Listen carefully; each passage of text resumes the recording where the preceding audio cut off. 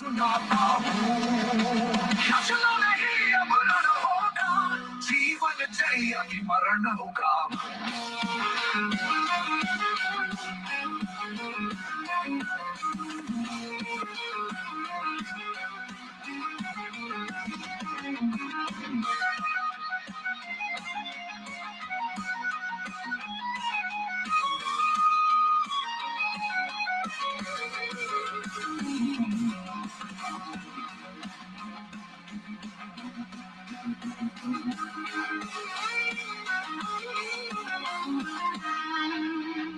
जब नाश मनुज पर छाता है पहले विवेक मर जाता है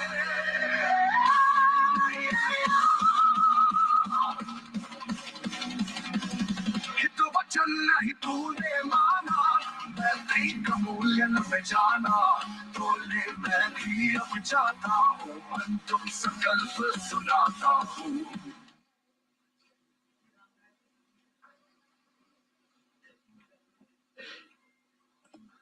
Good evening, ladies and gentlemen. Jai Hind.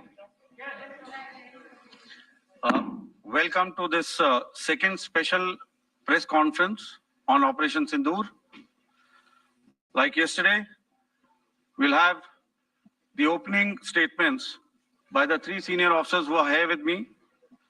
You all know them well now.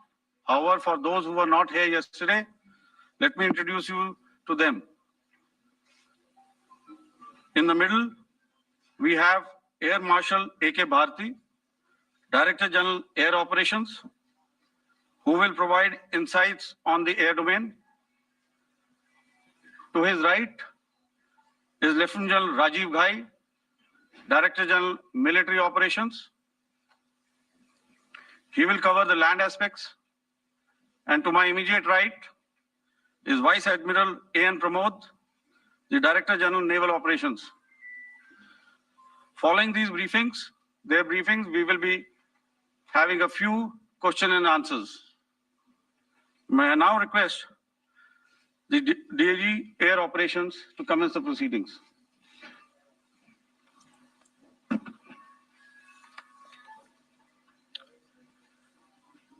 Good afternoon, ladies and gentlemen.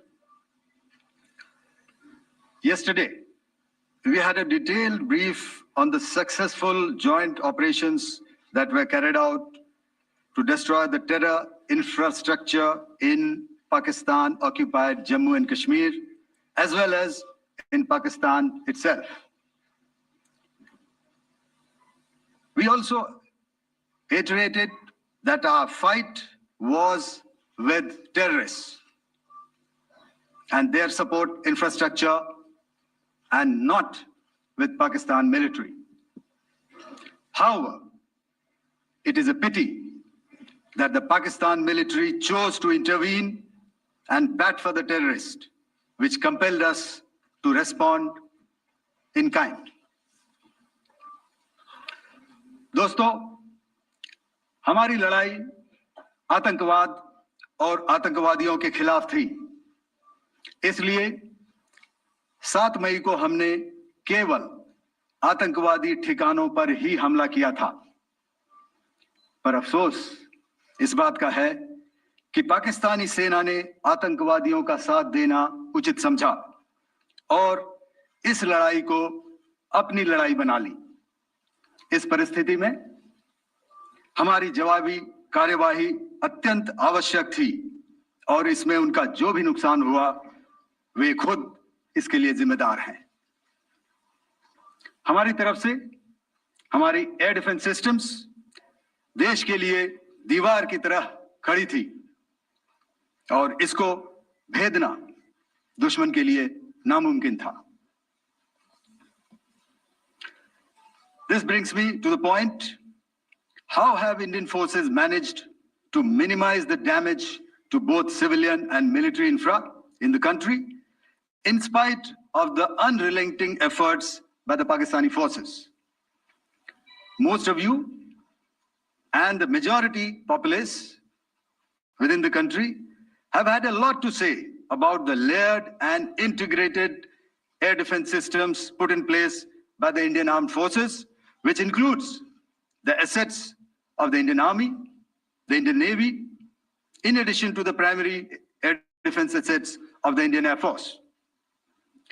As you all are well aware, this robust AD system comprises of a large variety of multi-layered AD sensors and weapon systems, from point defense weapons like the low-level air defense guns, shoulder-fired manpads, and short-range surface-to-air missiles or SAMs, to area defense weapons like the air defense fighters and longer-range surface-to-air missiles within our inventory.